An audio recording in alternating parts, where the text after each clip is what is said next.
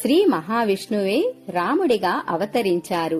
సాక్షాత్తు లక్ష్మీదేవి సీతామాతగా, అనంతశేషు అనే సర్పం లక్ష్మణుడిగా, శంఖచక్రాలు భరత శత్రుఘ్నులుగా అవతరించారు అని అంటారు. శ్రీరాముడి జీవితం మొత్తం ఒకరితో ఒకరు ఎలా ఉండాలి, ఎలా ప్రవర్తించాలి అనే విషయాన్ని తెలియజేస్తుంది. తోడబుట్టిన వాళ్లతో ఎలా మెలగాలి, ప్రజల మన్ననలు ఎలా పొందాలి, క్షమాగుణం, ప్రశాంతత, సహనం అనే ఎన్నో విలువల గురించి తెలియజేస్తుంది. కులం, మతం వంటి సామాజిక అడ్డుకట్టలను ఎలా అధిగమించాలి, స్నేహం విలువ ఎలా పెంచాలి అంటూ ఏకపత్నీవ్రతుడుగా పేరు పొందారు.